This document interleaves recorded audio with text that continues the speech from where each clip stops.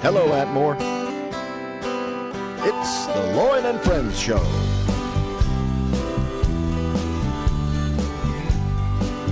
And now here's your host, Lloyd Alberton.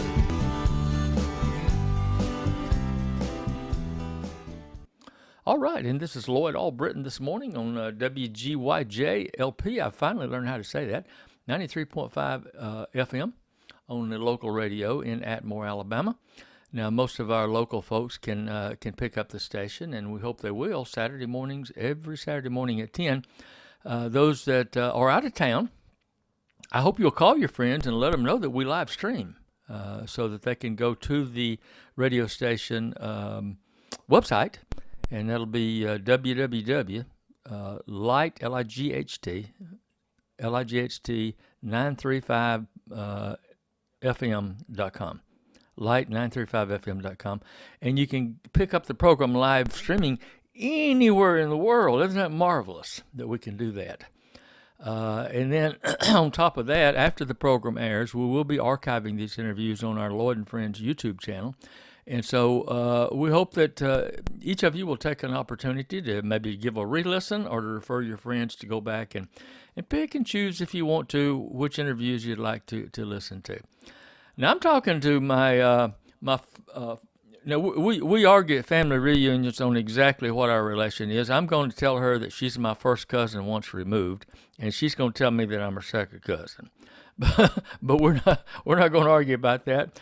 She's still a beloved cousin. Well, still cuz. I'm talking to Miss Shannon Hall Jones. Now, most of us here in Atmore know her as Shannon Hall, but her married name is Jones. So, Shannon, are you there? I'm here, yes, and I would definitely tell you I'm your second cousin. I only remove the ones I don't like. Okay. Well, we just usually get around it by saying cuz, but this family history stuff is a lot of fun. The more we get into it, the more fun it is. So, Shannon, I'm talking to you by phone from Frisco City is where you live. Is that correct? Well, no. Actually, I live in Old Salem. Which is next door to Mexie, Mexia, Alabama. Okay. But my mailing address is Frisco City, but I don't live in Frisco City. Oh, I see. I tell this story all the time about how all of the Walnut Hill folks, you remember this, out in Florida used to have Atmore, Alabama addresses, and how confusing that used to be to everybody. But at least you're in Alabama. All is Alabama, and not half of it's Florida where you are now. Well, that's true, and people really can't believe that Davisville, Florida, had Atmore mailing addresses. And I actually found a couple pieces of mail and things when I was cleaning out my dad's house that still had the old Atmore, Alabama address on it. And I showed it to his neighbor, to the Brandenburgs, who did not live there during that time when it was still Atmore, and they couldn't believe it. They just absolutely couldn't believe that it was actually an Atmore mail route back then. Well, that's where the post office was, and I remember that did not happen until I'm thinking 70s. Does that sound right to you?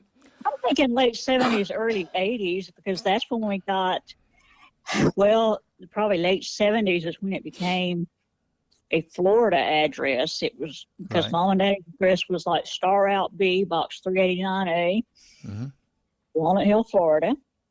And then it became a street number and the Meadows Lane or Meadows Road address. Right. I think it all happened back with the 911 program. There was the Star Route. Remember the Star Route Star addresses? Route. But those were Florida addresses, and those were pre-911. Mm-hmm. And with the 911, they wanted you to, for some reason, I don't know if there was a federal law or what, but they said, look, if you live in Florida, you got to have a Florida address.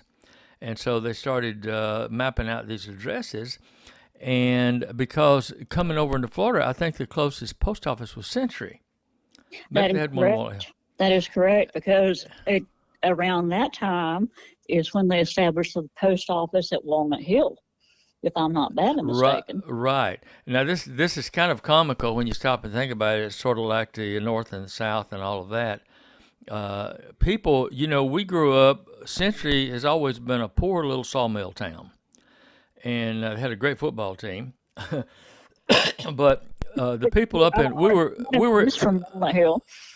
we were adversaries, for crying out loud. Every year the big game was Walnut Hill and Century, and so when they started putting these addresses over this way into Century, people said, "Wait a minute, I'm not from Century. I don't live in Century." And so finally they said, "Well, look, just put whatever you want to on there. It's still the same zip, and we'll get your mail to you." But a lot of people still are that way. They have Walnut Hill. Or, I know some people just recently moved in over in Brad, and they said, "We still can't figure out where we live. Whether we live in Brad or Walnut Hill or Century." I said, "Well, you'll probably never figure it out if you talk to all the old folks around here." Yeah, not really where your address says. So, yeah, Yep. that's the thing about it is the mail routes are really confusing. That may not be the actual community you live in. Well, in any event, one of these areas around here, Shannon, you were born. Were you born in Atmore?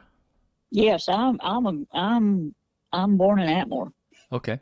Now, Shannon, I always I can't think of her as being a grown person because I was not that much older than Shannon, but I was kind of an older cousin, and she was always a cute little girl, and I always kind of thought of her that way. So it's very difficult for me to think of Shannon.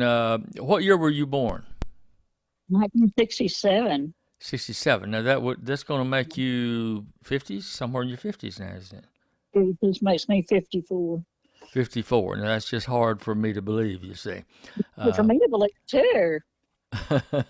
Well, I tell people I didn't really start thinking of myself as old until I turned around and I realized that all of my children were over 50. So, geez, Oh, they're wow. old, so I must be old. And so we get old fast. But you were born in 1967. Is that correct? It's 1967. Right. Good year for And women in cars. and tell me a little, just kind of give me a little, or the folks that are listening, because I know all of this, a little bit about who you are and who your family, a little bit of family lineage, if you will. Well, my dad was Ray Hall, your first cousin. Okay. And not to be confused with the other Ray Hall at Nokomis. Some people have referred to my dad as Little Ray Hall when he and the other Ray Hall worked at the shipyard together. And because my dad was not very tall, so he became Little Ray Hall. Okay. He wasn't necessarily short. He's just, I guess, shorter than the other Ray, huh? Right, he was shorter than the other Ray Hall. Okay. And those other halls in Nokomis are not my bunch of halls. They are distant relations, very, very distant. But my dad's halls came originally from Wallace. Okay. And my mother was Annie Ruth Hall. She worked at a Scambia drugstore for years and years and years. Her maiden name was Kimmons. And she and her sister, Gladys, both worked at a Scambia drugstore. They did for a long time. Yeah, for a long time. Okay. And Daddy worked across the street at Western Auto for a long time as well. Okay.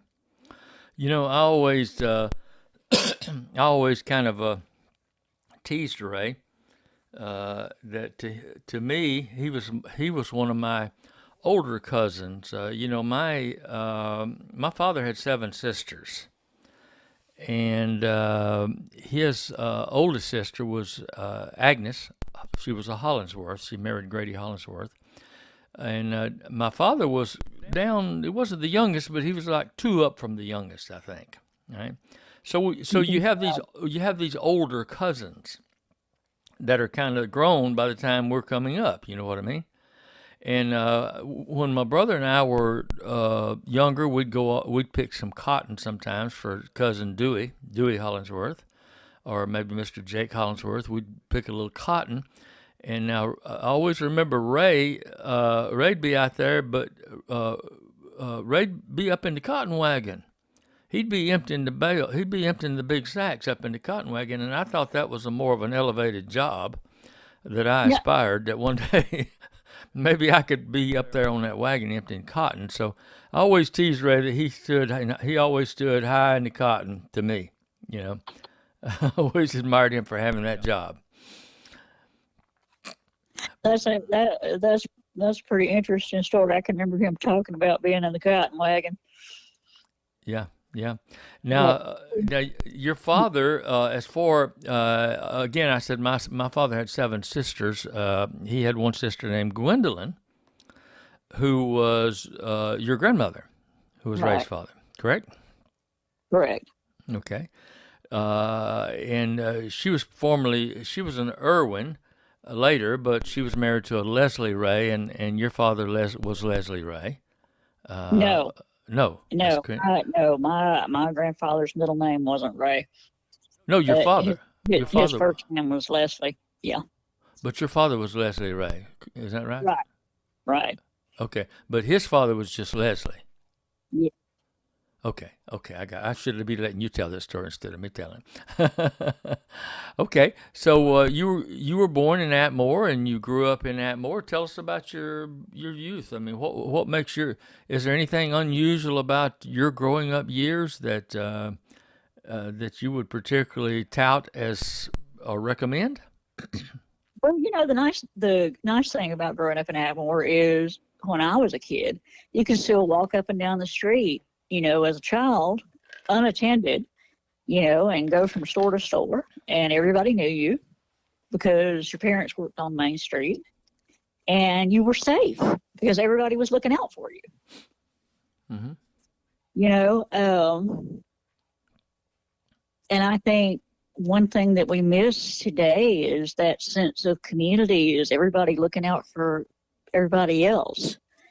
Um, I don't guess my childhood was any worse or any better than anybody else's, but we grew up. My parents' home just across the line in Florida, as we discussed, but I always considered Atmore my hometown. Hmm. And I'm still involved with the Atmore Historical Society, and there's exciting things that are coming up with that. We're working to do some big things with the Atmore Historical Society in the near future, and that's one of my lifelong passions and one of my lifelong dreams, almost lifelong, is we are about to work on getting the oldest cemetery in Atmore on the historic register and do some restoration work with it. And that is where our ancestor, Theodore Rufus Barlow, is buried. Hmm. Or actually, where his headstone is, his actual grave is probably under a house over there. But and that's the old William Station Cemetery. And Where's that? you know, Where's that located? it is. It's do you know where the Episcopal Church is? Right. Yes. It's basically kind of across the street from the Episcopal Church, Okay. and Okay. the road borders it. Okay. And Theodore Rufus, our mutual ancestor, a Civil War veteran, and he kind of had a great posterity. How many children did he have? About 20, wasn't it? 19 or 20? We like to stop and count, but Something like that. you and I have researched him, and some of the rest of the family have researched him for quite some time. And we always grew up with the story from Grandma Julie that he did not know who his father was. Hmm. And so that's just what we were always told. And that's the what. But now, did you ever hear the story that he may have been a Brantley? I have. And in fact, I've mentioned that to Joe Brantley a couple of times. We may very well be related. I have heard that story. Well, believe it or not, I did DNA testing some years ago, and I have a Brantley as a DNA match. Really? And it traces back to Theodore R. Barlow. So we may have actually kind of broken through that brick wall. I am a DNA match to an Edwin T. Brantley who was born in Conecuh County, and it's enough DNA, enough centigrams of DNA that he matches up with other descendants and other people in our family group. So he's probably Theodore Rufus Barlow's father. Mm-hmm. Well, an odd thing when you call him Theodore Rufus, I have a continuing. There's a document, maybe just the one document that I have seen that said that his name was Theodore, either Roland or Rowan, Rowan, maybe. Right. I think that. Yeah. I think that's a mistake somewhere. Well, that's what my brother Greg says. He says that Mama Julie, our mutual grandmother, Mama Julie said that her father's name was Theodore Rufus, and he said, I think a girl probably knows her own father's name. So Theodore Rufus was his name. Everybody called him TR.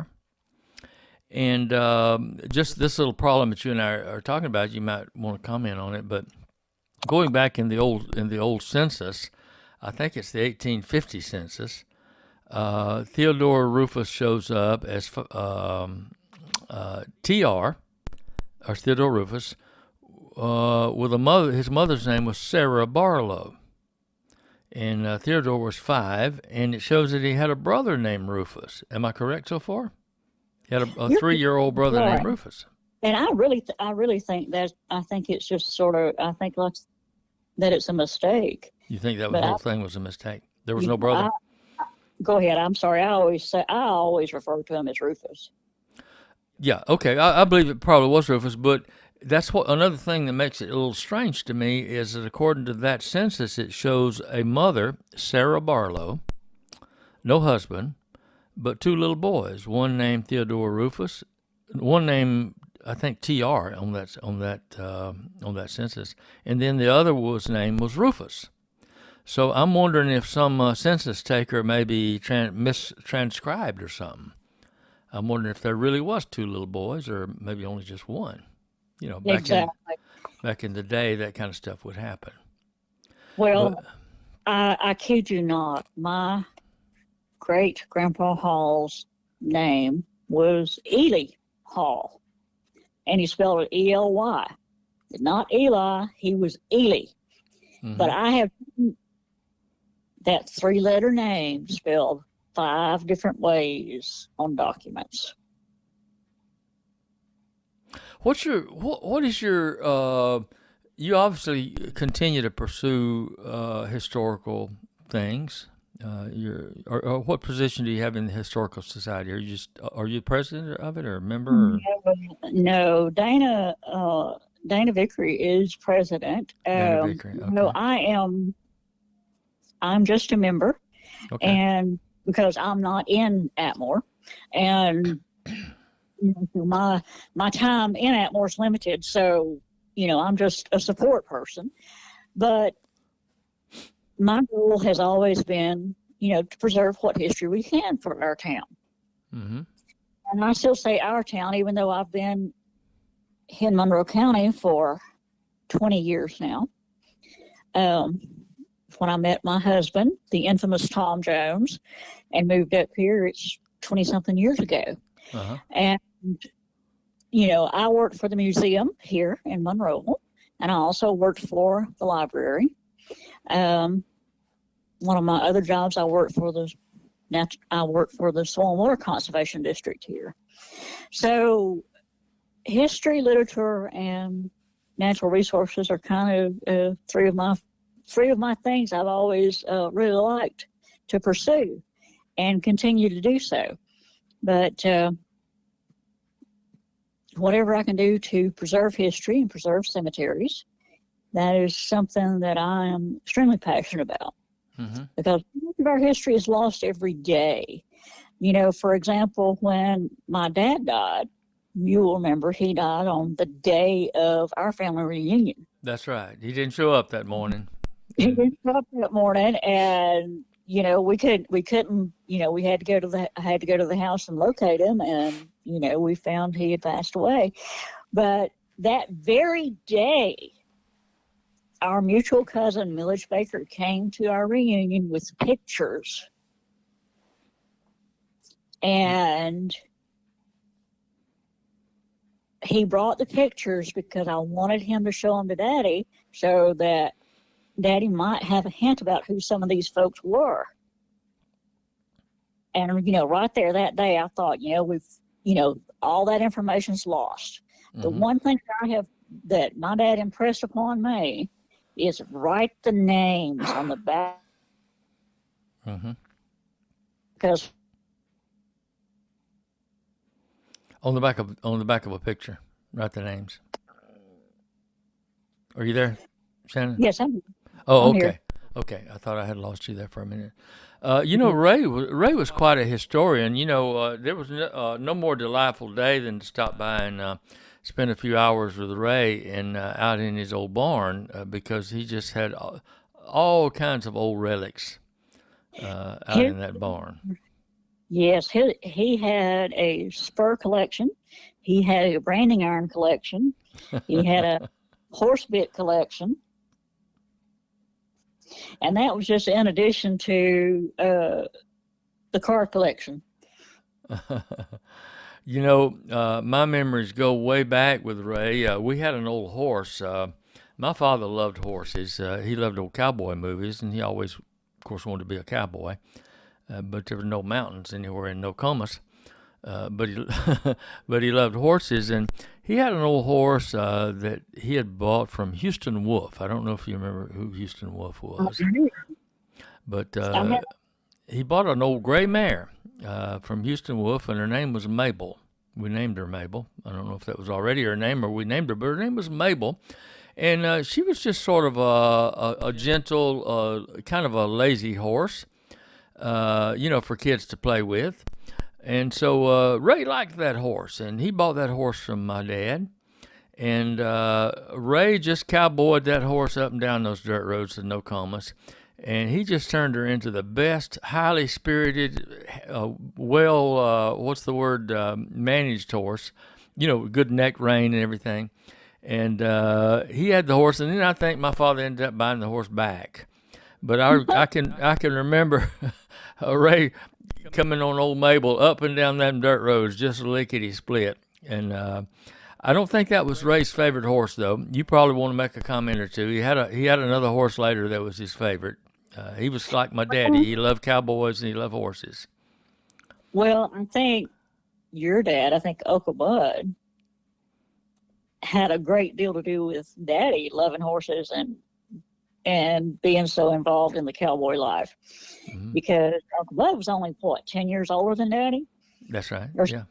And so they were kind of close in age. So I think they were more like brothers in one sense than just uncle and nephew. But no, I think Daddy's favorite horse was Goldie, who was a Palomino. Oh, really? Now, I was thinking you would say another horse, because I was thinking of the Appaloosa. You're thinking of his Appaloosa. But Goldie had a special place in his heart. That was a horse that he bought a saddle when the horse was a foal and had to wait for her to grow into it, for her to be trained. Goldie was a special horse because she was a Palomino. She looked like Trigger. And I know Roy Rogers was Ray's favorite cowboy. Oh, yes. My dad was a huge Roy Rogers fan. Had lots of Roy Rogers memorabilia. That was his hero, was Roy Rogers. And he used to talk about sneaking into the Strand Theater to watch the Roy Rogers movies on Saturday afternoon. So that was the highlight of his childhood, was getting to watch Roy Rogers. Mm-hmm. And John And Wayne. He had John Wayne pictures around the house too. He loved John Wayne. yeah, The well, Duke. my mother loved John Wayne. Oh, is that what it was? Okay. Yes, John Wayne was her movie boyfriend. But yeah, but Roy Rogers was Dad's hero. But the horse you're thinking of that Daddy loved so much was an Appaloosa. His name was Joker. Named Joker. for That's right. infamous Joker V. And that horse could do everything, pretty much do everything in the world except work cows. That horse hated cows with a passion. And that is why we wound up with him. Because he came from a dairy, some folks that had a dairy. Mm-hmm. And they had bought him to work cows with. And he hated cows with passion. And they couldn't get him to work the cow, and so they put him up for sale, and Daddy bought him. Mm-hmm. And he was a really good horse. Whenever I was little, when I was probably about 7 years old, Mm-hmm. Daddy could put me on him, and he would just barely walk. Daddy got on him, he'd be a totally different horse. Mm-hmm. Do anything in the world, ride any speed in the world, but put a child on him, he was like, I'm going to take care of that kid. And so I grew up with horses. I had Shetland ponies. Spent a lot of my childhood at the Atmore Saddle Club. Daddy was a founding member along with Ray Lambert. Mm-hmm. And when I was little, the Atmore Saddle Club was located close to where the airport is. Mm-hmm. And they moved out onto Highway 31 later on, like in the 80s probably. Okay. And it's a shame that it's still not going. That's something that kind of makes me sad today, that there's not a Atmore Saddle Club anymore and a rodeo in Atmore. Well, my wife and I were driving the other day, and we encountered coming down a little side paved road, a wagon train. It was just a whole bunch of horsemen with really unique wagons and mules, and it just made me. It reminded me of back in the day when I used to ride a lot, and we used to go on those trail rides. They were a lot of fun. And They were. And I know Ray, your father was loved horses and all cowboy memorabilia. My father did too. I often think about my childhood days. My father, I never remember him going in the yard and throwing the ball with us. I never remember I played sports in high school. I never remember my father going to any football game or anything like that. I just don't remember him doing that kind of stuff, but the one thing I do remember him spending a lot of time with us boys was out riding horses. My father rode horses till he was in his 70s, and it was just it was a great gift from him. The knowledge about horses and the enjoyment you get from riding them. That's right. And he was always so good to take all the nieces and nephews and cousins when he had the wagons. Yeah. When he got older, he always liked to have a little wagon to take the kids on a ride.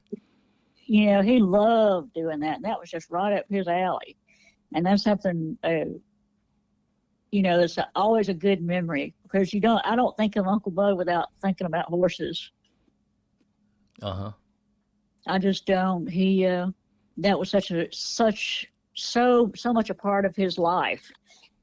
He was a dedicated horseman like Daddy, and I think Daddy got a lot of that from Uncle Bud. Mm-hmm. I think he was a big influence. Yeah. Well, those older cousins that I was talking about. My aunt Agnes, she was much older, and so her children, and Aunt Gwendolyn was third, wasn't she? Your grandmother, I believe she was third. there was Aunt Agnes, and then there was Aunt Ruby, and then Aunt No, Gwendolyn. Granny was before Ruby. She was before Ruby, so she was number 2. Yeah, I think she's number Okay, 2. she was number 2. Okay, so there you had Ray, and then you had all Aunt Agnes's kids, and all those boys. Dewey Hollingsworth, Martin, and those older boys. They were like younger brothers to my father, although they were nephews actually. They were always all those older boys were like, and then they were like just older cousins to us. We looked up to. Because they were going. I was still a young boy when they were getting grown and married and going off in the military and things like that. So, but it was a great experience having that big spread in the family. Now, Shannon, I don't want to get too far along that we don't allow enough time for you to talk about some of the historical projects. As you know, we had Foster Kaiser on the program recently, and he talked about some of the things that they're doing with Pride of Atmore, building up Atmore.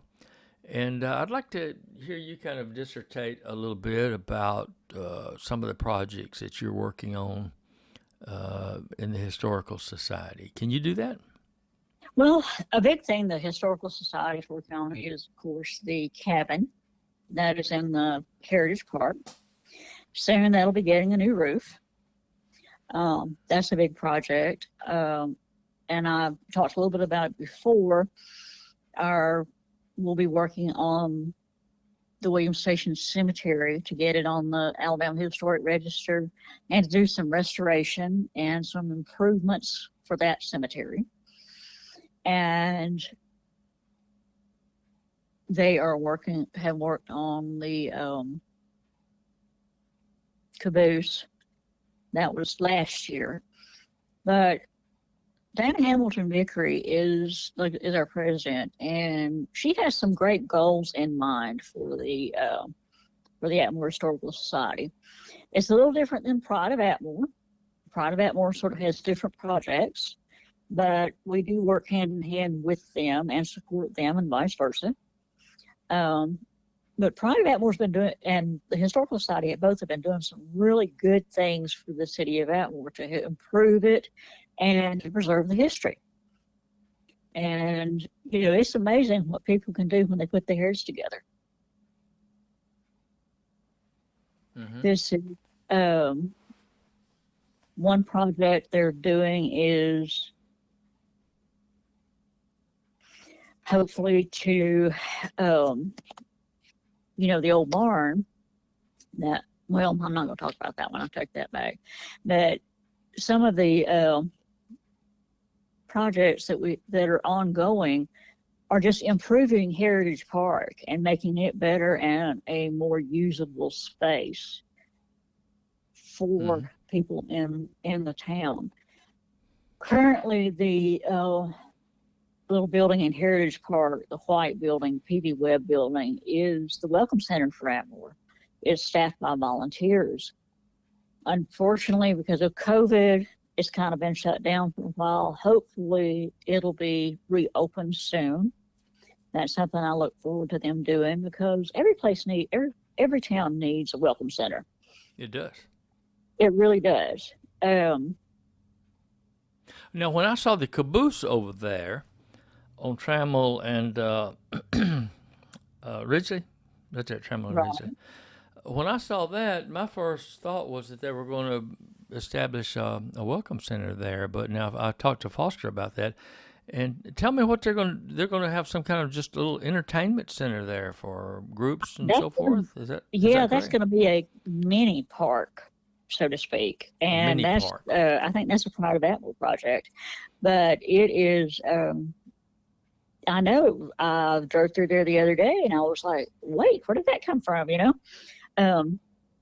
But Atmore is a railroad town, and Atmore's not a town that goes back 200 years, like a lot of towns around Alabama. We didn't exist until the railroad came about. And I think Atmore has to play upon, we're a railroad town. We sit at a crossroads of Highway 21 and 31, but we also are at a crossroads of those two railroads. So I think that's an interesting point that the Historical Society and Pride of Atmore have to work on to make it part of our image, part of our character. Mm-hmm. Um, I know it's taken a lot of moolah, a lot of money to do this stuff. Where's all that money coming from? I mean, I know you're out begging or not begging, but trying to get people to donate, and I know the PCI has probably contributed. But tell me a little bit about that. How have you made this happen? Because for a few years there, it looked like Atmore was just going to go the way of the dinosaur, and we were all kind of worried about that. True.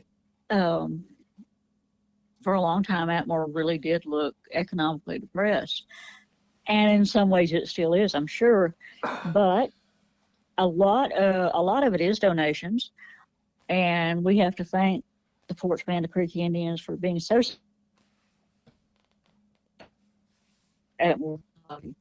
They have helped tremendously. Other donations have come in from some other entities, and one thing is grants. Fortunately, we have some folks who are able to write some really good grants and are able to get grant funding for these projects. The cemetery project is a grant project. Mm-hmm. It takes a lot, and grant writing is an art. It really is, and sometimes we use professional grant writers, and most of the time we don't, because they cost money. They get a portion of your grant money if you use a professional. But it is not easy to come up with all of these funds.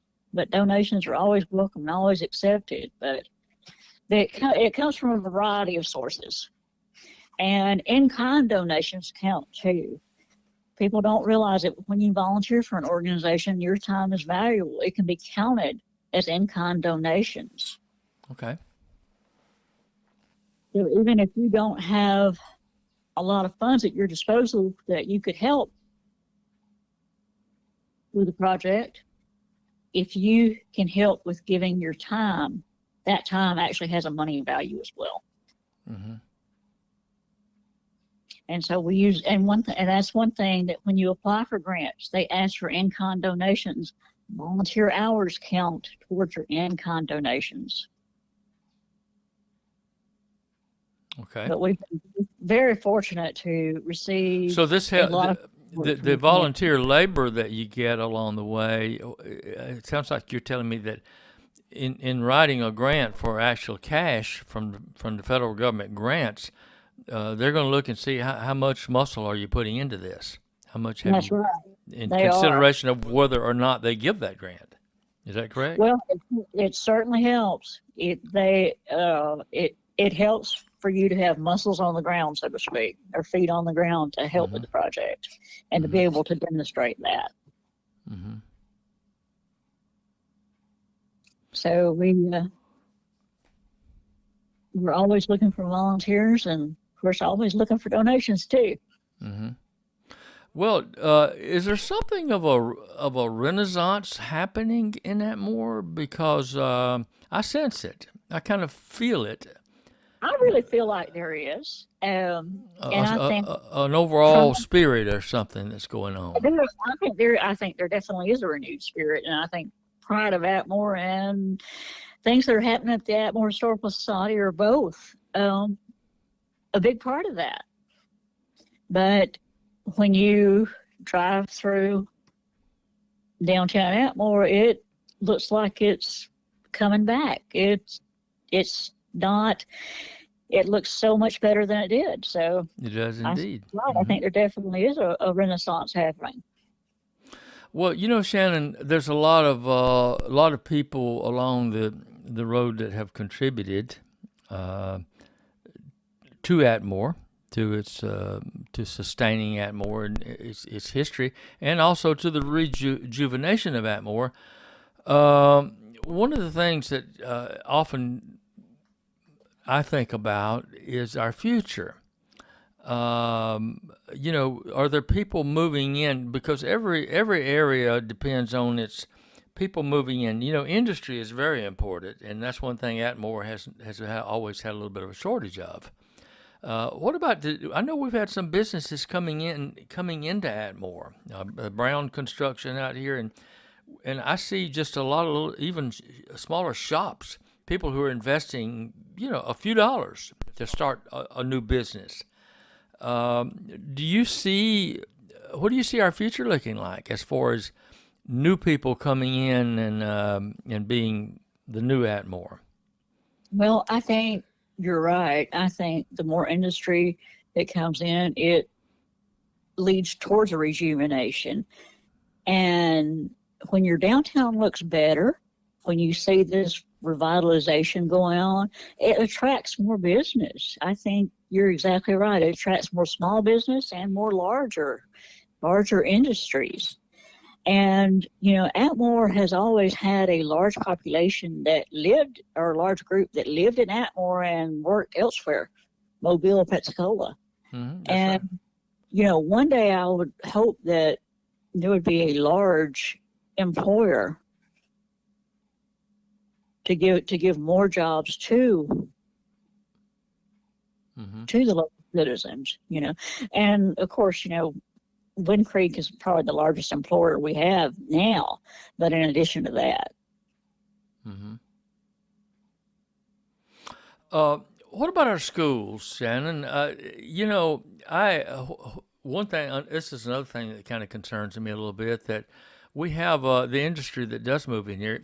Even the people that come from elsewhere to work at Wind Creek.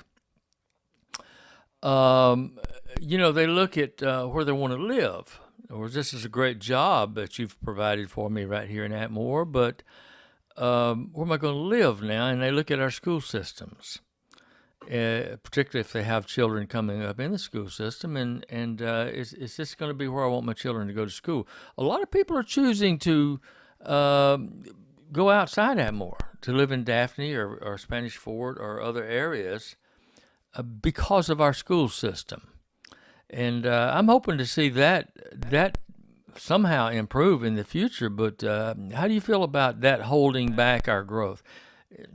Has it had an effect, or does it have an effect of holding back on our growth? If parents aren't confident in the school system, then they are going to choose to live somewhere else or have their children be taught somewhere else. So I would like to see some improvement in the school systems as well. Mm-hmm. So this is an important part of our overall agenda. I mean, it seems like each part of it plays an important part. That's right. And even just like going downtown, for example, we've traveled a little bit. I have in my life, not a whole lot, but I have taken road trips and driven through little towns here and there, and just drive through the downtown, and just I'm struck with, wow, what a quaint little town. I mean, what a unique little town this is, and looking at the neighborhoods and so forth. There's just no telling how many people. I was telling you about a friend of mine that recently moved to Atmore from Los Angeles, California. I think I mentioned that to you earlier. Wow, I said, how in the world did you just like close your eyes and throw a dart? How did you get to Atmore, Alabama? Well, people drive through these towns and they see our town, and they get an impression, and they go back to California or New York or somewhere else that they hate because, of what's going on in those states. And they say, let's find somewhere else to live. And it almost is like throwing a dart. But when we do little things for our town, as far as what you're involved in, doctoring the main street up, Pride of Atmore, you don't know. You might bring half a dozen people to Atmore just because of that aesthetic improvement. What do you think?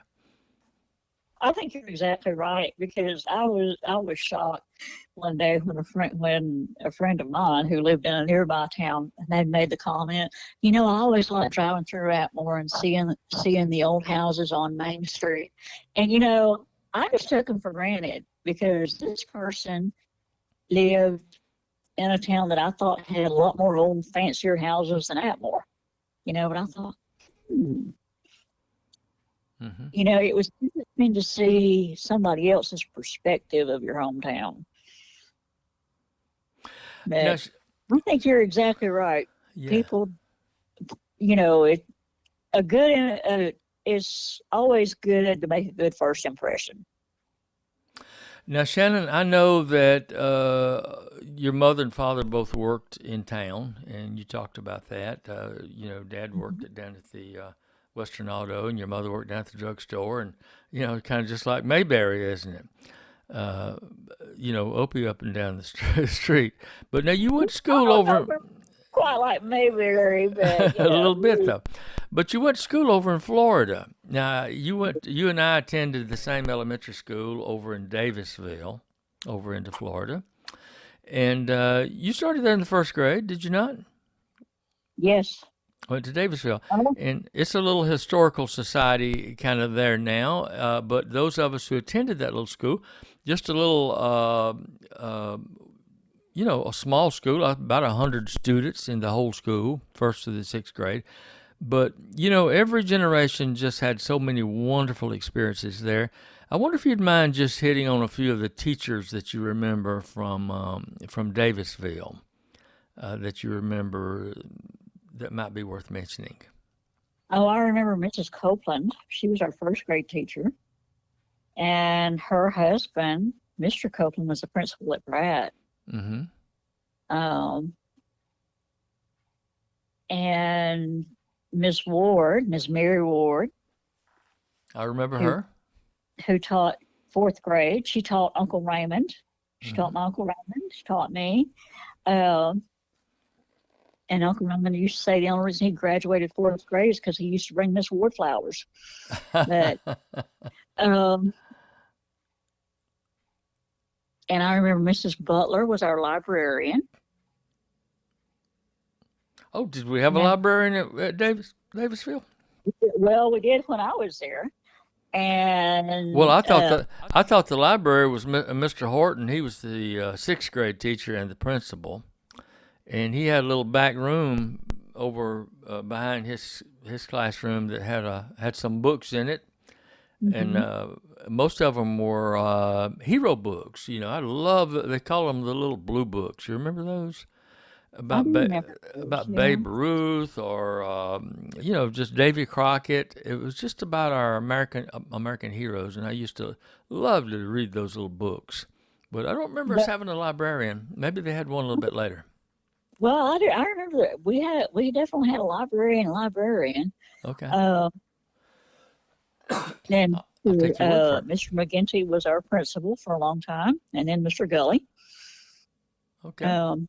And my aunt, Dolores Kimmons, so Mr. Horton left. Mr. Horton secretary. left. Mr. Horton left while you were still there. No, I don't remember him at all. You don't remember Mr. Horton at all? No, I think he was gone before I came along. Oh, well, you're more younger than me than I thought you were. How old did you say you were? I'm 54. Well, I'm 20 years older than you. That's why. I'm 74. Okay. Well, that's why. Well, I thought Mr. Horton was still over there. No, Mr. Horton, you've heard about him, of course. I have heard. I've heard the stories. Yeah, he was quite a legend, principal and sixth grade teacher. But I do remember when Thomas McGinty and Joe Gully were out there. Yeah, I just thought that you'd caught a little piece of Mr. Horton. No, I think he was gone by the time he'd already retired by the time I came along. But Miss Copeland stayed. She was still there through your years. Yes, Miss Copeland was my first grade teacher. She was quite an interesting character. I used to think she was so mean, but then again, now that I'm grown, I'm like, if I had to deal with a room full of first graders, I totally understand. Well, if I may steal into your time a little bit, there's a story I'd like to tell. back in those days, my mother, she had 5 boys, and she wanted a girl from the get-go. And so she named that first girl that she had hoped to have Sandra Louise. And lo and behold, it turned out to be a boy, and she named him, we ended up naming him Ronald Wayne. And then she just knew she would have a girl, the second one, and so turned out he ended up being Lloyd Clark. That was me. And right on down the line, the third one was Philip Larry, and then Gregory Lamar, and then Avis Arnold. And wow, Mama had just given up on having that girl. She'd already had 5 boys, and so lo and behold, she had a 6th child, and it was the girl. Well, she hadn't really had it named, and so my younger brother, Philip, was in the 1st grade, and his teacher was Miss Eugenia Wilson. Do you remember Miss Wilson? I do vaguely remember her. I remember the name. Okay. Well, Miss Wilson was his school teacher, and she had a little daughter in her grade, in the 1st grade. She was teaching the 1st grade then. I think her name was Susan Wilson. And there was another little girl by the name of Wynell Miller, who many people in Atmore know. Wynell has taught school in the area and lives in the area. Anyway, Philip was just in love with those 2 little girls, and so he asked his mother, well, can I name our new little sister? And she said, well, what would you name her? He said, well, there are these 2 little girls. I really like them a lot, and Wynell Miller and Susan Wilson, but just can't figure out which one I like the best. And so Mama said, well, why don't we just name her after both of them? We'll just name her Susan Wynell. And that's what we did. We named my sister Susan Wynell. Well, that story got about around Davisville, and it was just around for years. Even after I was an adult and come back to visit Atmore, I would bump into Miss Wilson. Do you know how your sister got her name? Okay, I'd have to hear that story again. Miss Copeland, of course, knew the story. Well, some years later, Miss Copeland was in the nursing home. Mr. Copeland had passed away, and Mrs. Copeland was in the nursing home, and she was suffering from, dementia. And I'd been over to see her a couple of times, and she couldn't remember too much. Well, my brother Philip had a class reunion about that time. It was 40th, somewhere in there, 35 or 40. And lo and behold, Susan and Wynell were there. And they got to talking and about the old teachers, and they said, well, Miss Copeland's up there at the nursing home. We should go by and visit her. And so they did. They went by to visit Miss Copeland, and they stood at the bedside there talking to her, and they told her who they were, and she said, well, I don't know. Can't quite remember who you are. I believe, I taught school. I sure did. And then just about the time they had given up, she said, but, I do remember this. I remember there was this little boy in school one time, and he was in love with these 2 little girls. And then his mother had a little baby girl, and they named the sister after those 2 little girls. And there was Philip and Wynell and Susan standing there. Mrs. Copeland, it's us, it's us. I thought. Oh, neat. I thought that was so funny. She didn't remember him, but she remembered that story, and that's how those teachers back in the day. They really knew the personal stories of the families, of the students. They really did. So I thought that was kind of an interesting story. That is so true. And whenever I went on to Ernest Ward, some of my teachers, Mrs. Stone and Mrs. Walker, they had taught my mother, and they had taught Gladys and Raymond. And then the cousins in between, So, it was nice we had that continuity. They knew you, they knew your family.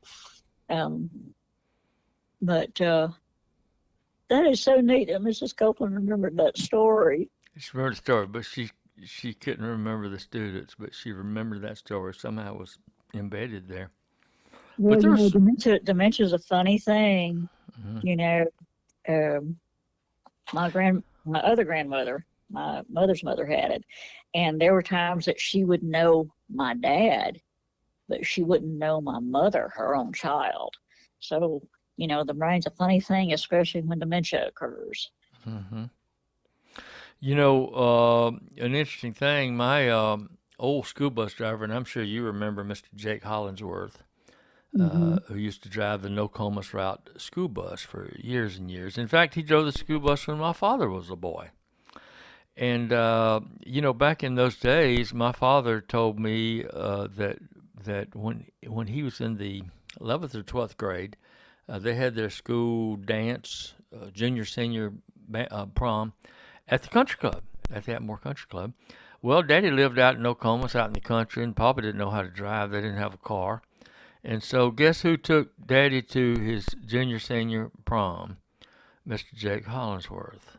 He had a car, he had a truck, and he took Daddy to his prom and waited outside for him to get through with his dancing and carrying on, and then took him home. Now, Oh, nice.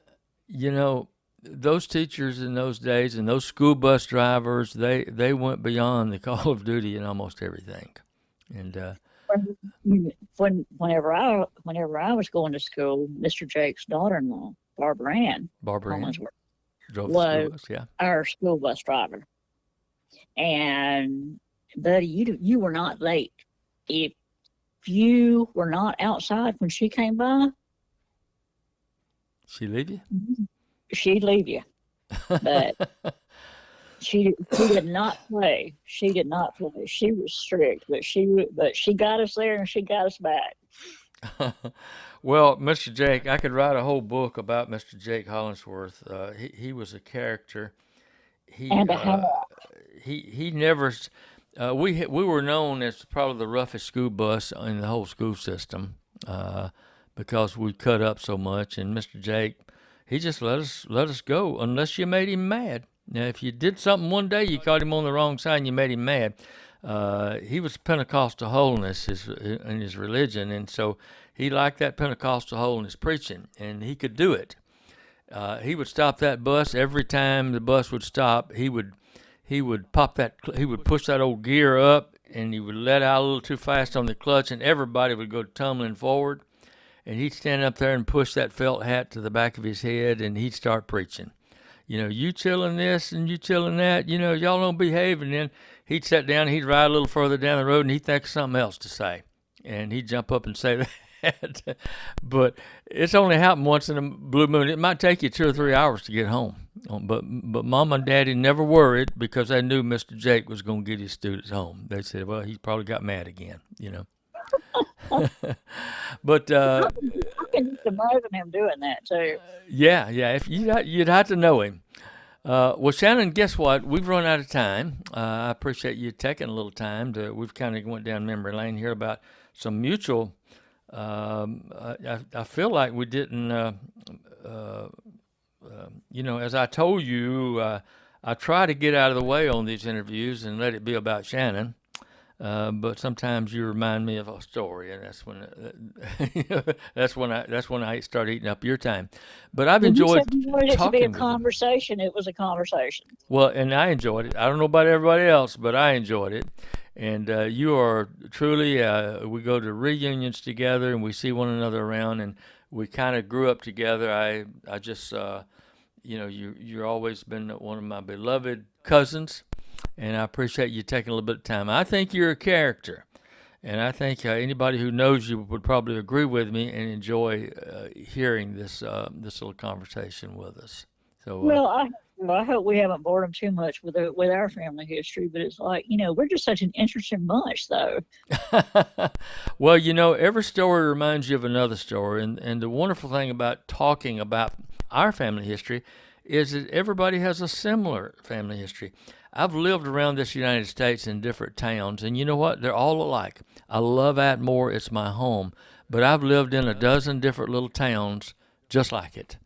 And Well, each person has his own microcosm in this world and they're all so similar, well, that's what I love so much about history and genealogy is everybody has a story.